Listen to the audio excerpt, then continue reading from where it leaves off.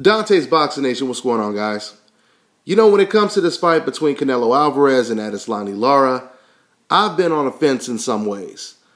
Now, don't get me wrong, I've always slightly leaned towards Edeslani Lara to win this fight. But what's so interesting is I've probably asked about 20 to 30 different professional boxers and trainers, who do you think will win this fight between Edeslani Lara and Canelo Alvarez? And do you know, out of the 20 to 30 people that I asked, not one single person chose Lara to win this fight. Not one. That is amazing to me. That's amazing because this fight has always been somewhat of a 50-50 fight. In some people's mind or eyes, this is damn near an 80-20 fight in favor of Edeslani Lara, but obviously not the people I asked.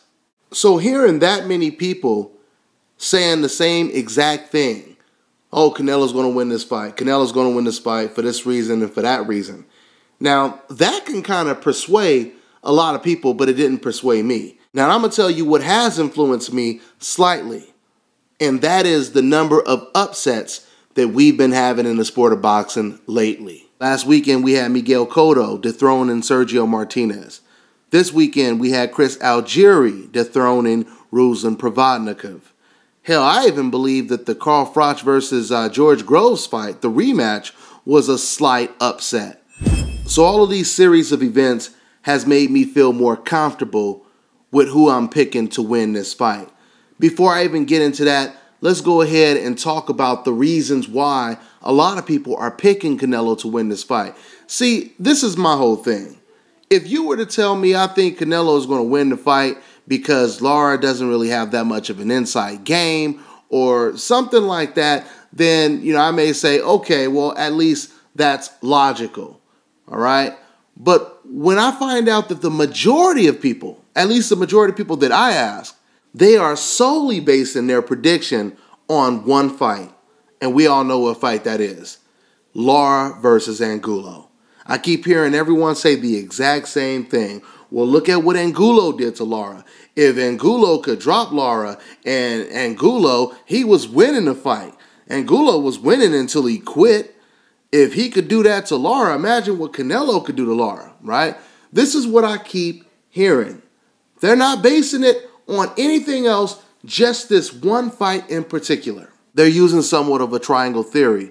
But what doesn't make sense is the triangle theory could also favor Edeslani Lara to win this fight as well. Why? Because Edeslani Lara, he beat Austin Trout decisively. It was a landslide. It wasn't even a close match. And we all know that Canelo Alvarez, he struggled against Austin Trout. In fact, many people had to fight a draw. And a lot of these people were Canelo Alvarez fans because I knew some of them. Some trainers that train out here in Vegas that were straight up Canelo fans, they told me that they thought that fight was a draw. Okay, so if we're using the triangle theory, then that would basically benefit both fighters. But we got to look deeper into just a triangle theory. Let's go back to the Angulo versus Edeslani Lara fight. Now, once again, knockdowns can be very misleading sometimes. I always say this, it's not really about you getting knocked down.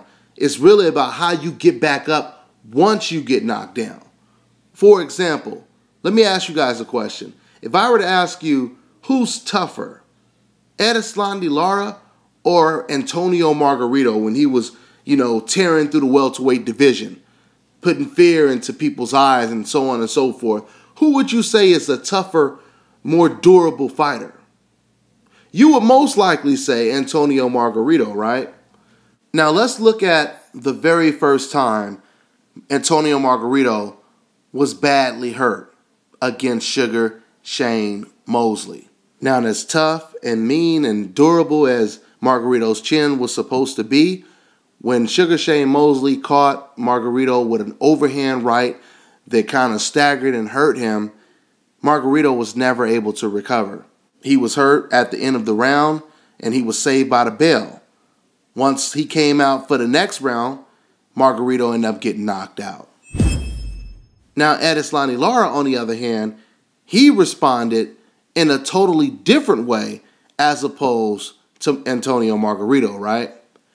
He actually fought back.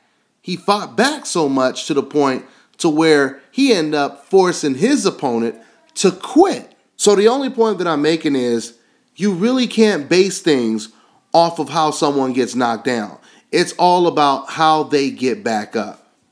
And we've seen how Edeslani Lara gets back up. The big question is, how does Canelo Alvarez get back up? How does he respond to being seriously staggered if he became hurt or he got staggered? How would he respond? We don't know that yet, right? So there's still some questions that need to be answered when it comes to Canelo Alvarez. And who knows? This fight may answer a lot of those questions. Another thing I'm hearing a lot of fans say is Canelo is going to knock out Edeslani Lara. When they say, Lara, he's a good boxer and he'll probably do good for a while, but once Canelo catches up with him, it is over, right? Now, what's so crazy about thinking that way is you always have to ask yourself, what if he doesn't get the knockout? If you're just relying on getting the knockout, what if he doesn't get the knockout? Because you guys have to understand something. If you look at the statistics of big fights, I'm talking about very elite fights, you seldomly see a vicious-ass knockout. Or it doesn't even have to be vicious. A TKO, a stoppage. You seldomly see it on the elite level. Why? Because fighters on this level, they don't make as many mistakes. Okay? People keep talking about how Lara looked against Alfredo Angulo, but yet people are ignoring how Canelo Alvarez looked against Austin Trout, how he looked against Shane Mosley, how he looked against Leonardo Tyner, if you want to go all the way back to that fight, how he looked against Matthew Hatton, and so on and so forth. Of course, Floyd Mayweather. But all of these fights, Canelo Alvarez, he showed a lot of flaws. Canelo Alvarez is very slow on his feet, number one. He has never fought against a natural junior middleweight who has the type of foot movement that Edeslani Lara has. I was watching a little bit of the Canelo versus Shane Mosley fight the other day, just, getting some notes and everything. And believe it or not, it actually surprised me because Shane Mosley was actually doing very good in that fight throughout the fight. I mean, it was actually a very competitive fight. It was later on that Canelo, he started to land some good bombs. But the first 8 rounds, Shane Mosley was doing really well. Now, and if we were talking about the Shane Mosley who had just knocked out Antonio Margarito, or the Shane Mosley who had just knocked out Fernando Vargas, then that wouldn't look that bad for Canelo Alvarez to allow Shane Mosley to expose him in a couple of rounds.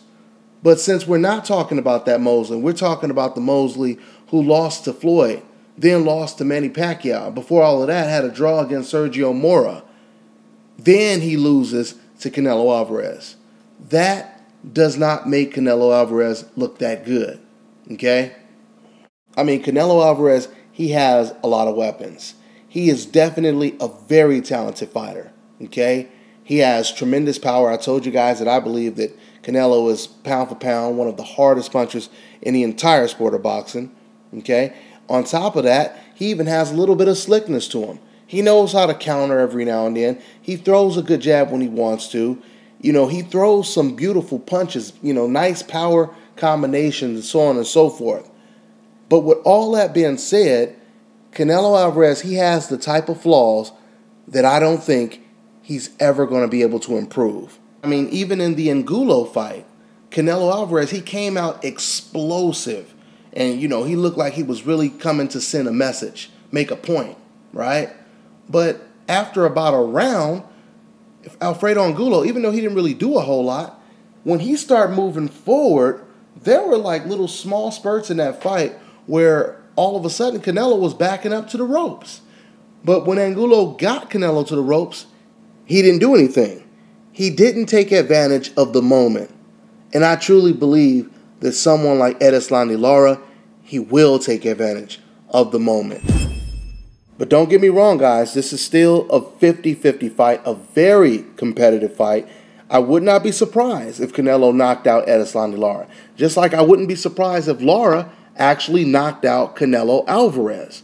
It's that type of fight. I told you guys before, this fight reminds me of De La Hoya versus Ike Corte. This could truly be a fight where we see both of these fighters get knocked down, maybe even in the same round, like De La Hoya versus Corte.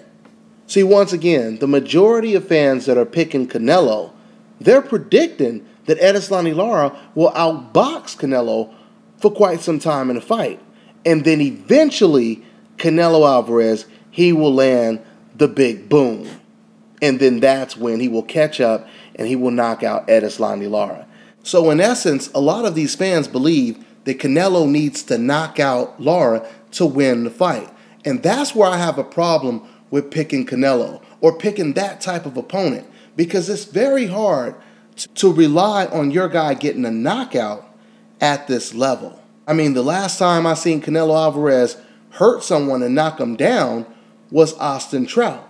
He knocked down Austin Trout, but guess what?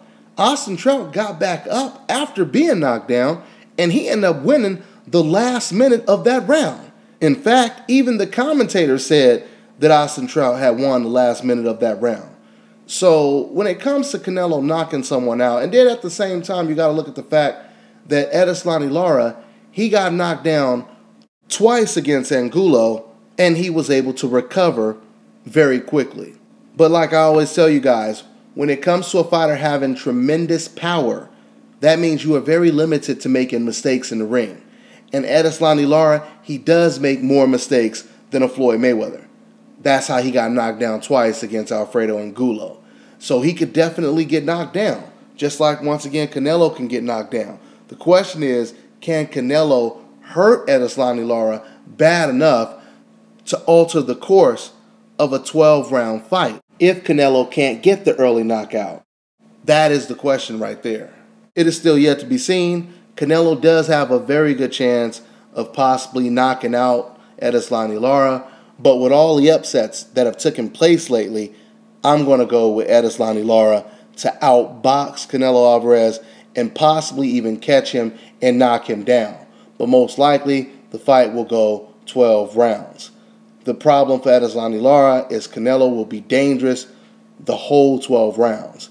Even though Canelo doesn't fight a whole 3 minutes of every single round, the 1.5 minutes that he does fight, you better watch out, because he's swinging for the fences. But because Canelo Alvarez has slow feet, he doesn't really move around the ring too quickly, he does lack defense, and he fights in spurts.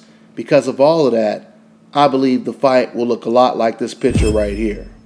I know a lot of people, they say, what are you talking about? Canelo has great head movement. Didn't you see him moving his head against so-and-so and so-and-so?